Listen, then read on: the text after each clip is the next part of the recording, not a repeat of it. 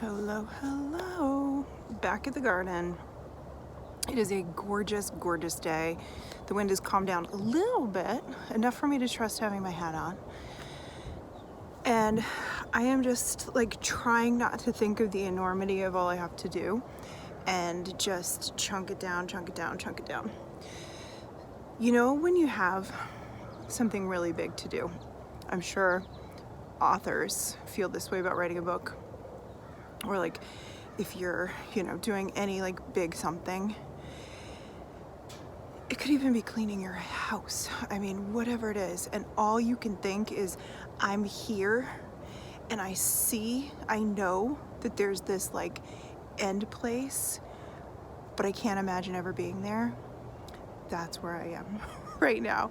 I feel like every time I make a few steps forward, there's more that needs to be done. And I'm like, how the heck am I gonna do this? So I am just one thing at a time, just doing one thing at a time. Right now I'm working on getting the cardboard down, as much cardboard as I can down in this walkway. I need to bring compost down to what will be the tomato row. I'm gonna plant some lettuce in there hopefully today. I gotta get compost and kind of rake this row down and compost and rake this row down. I gotta say, the soil is not looking great for what I would hope it would look like for a second year garden. And we just get so much rain and it floods. So I really believe that my only option here is to continue to build up the rows, get them higher and higher and higher so that the plants stand a chance and the soil stops getting just like, to me it feels like it's getting stripped. And then there's this like thing happening where it gets super wet, really soggy, and then the sun comes out and bakes it, and then I have this like really dry soil. So again, just thinking about like, okay, there's not a ton that I can do right now other than I'm adding the compost, but what can I do come autumn? Like how can I, what can I do for cover crops, winter cover crops, things like that. So I'm just starting to think that now, and also not leaving any soil bare. And I have a lot of bare soil right now. So I either have to get plants in or some sort of mulching.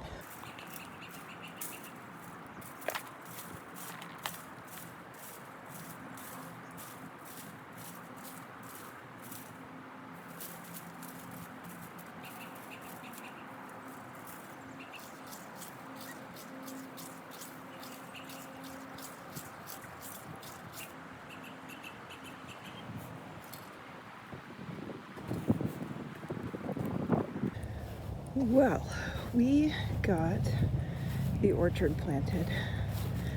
So we have cherry, I think this is plum, apple, peach, cherry. Pretty sure. And then our other apple is here. We got our crab apple planted up here. And then our two, I'm out of breath because I was just pushing a wheelbarrow full of compost. We've got our two pears here. So we officially have our orchard. And then over there on the fence, you can see Dave's red t-shirt. We planted 3 different raspberries and 1 loganberry. And the hope is that they will just spread and go crazy over there in that area.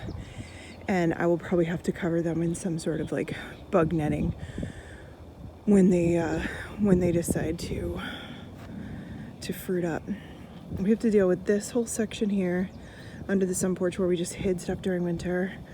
I have new winter sowing jugs here, and I gotta get back in the garden after that lovely break of planting an orchard.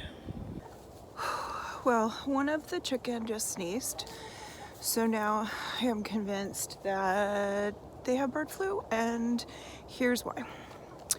We built them a temporary run instead of letting them free range, because back there, right back there, is a wetlands where the ducks migrate. 2 ducks every year come back, play, have so much fun in their little pond back there. They could be carriers of avian flu. So Dave built this temporary run for them so they could still get, you know, so still have some space. There was a little corner that Shroomy, it's always Shroomy, found. And they got out, and there were, I would say half of them were out, at least 6 of them were out, and they went right exactly to the spot where the ducks go.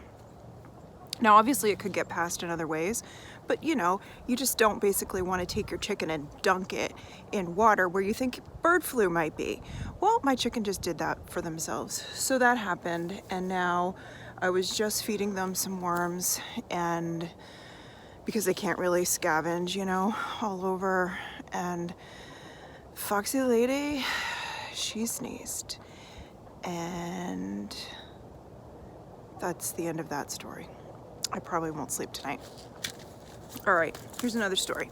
I don't have the seed packet, but I have this seed packet that I think Fruition Seeds, when it was during the pandemic, they ran out of seed pack, like the actual envelopes for their seeds. And so they got these blank ones, and they had people were drawing on them. Well, I got one that has a picture of dill, and it says dill. So for 2 years, I have been planting dill and getting these surprise carrots in these weird spots, but no dill. Well, my probably 5th time planting this dill, trying to get this dill to come up, I turned to the back, and in these tiny little words on the bottom, it says carrots. So I am planting actual dill today. I'm gonna put some cilantro in the ground. So I'm trying to just cover any spaces, cover as much as I want of the soil until I have other plants to get in. And then I can always move these baby plants anywhere I want, but I just need to get things started and going. I'm gonna put Rocky Top lettuce, Boko Boko spinach, and arugula in the tomato row. I'm facing the other direction right now, so you can't see the tomato row because I wanted to talk about my chicken. But I'm gonna do that. And then when the tomatoes are ready to go in, which won't be for a little while, then I will, I'm gonna leave little spaces like where the tomato is gonna go. So I'm gonna like sprinkle some seeds, leave a space, sprinkle some seeds, leave a space, because basically the tomatoes get planted, how did I do it? Every 9 inches diagonally. I think that's how I did it. I think I did it. I have to go back and remember, but I'm pretty sure that's what I did. So then I'll know like, oh, the tomato goes here. It won't be perfect because I'm not gonna measure or actually pay attention to what I'm doing probably, but that's my thought process. So at least I have the thought process in my head. All right, so those are my 2 stories. Bird flu.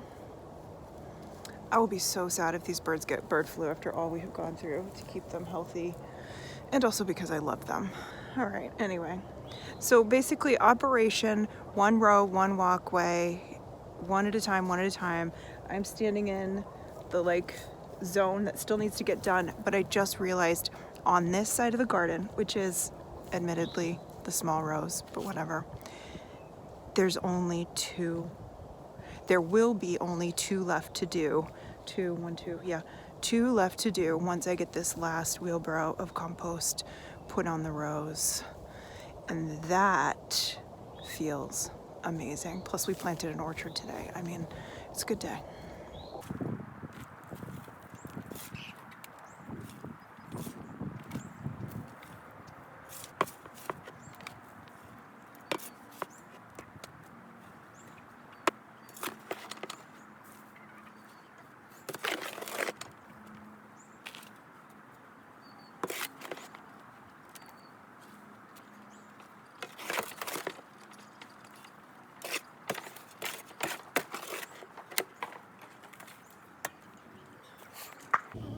Well, this row is now planted. I've got arugula at the end, a salad mix on either side, cilantro running down the middle, and then it turns into dill, which is real dill this time, and then the Boko Boko spinach on either side.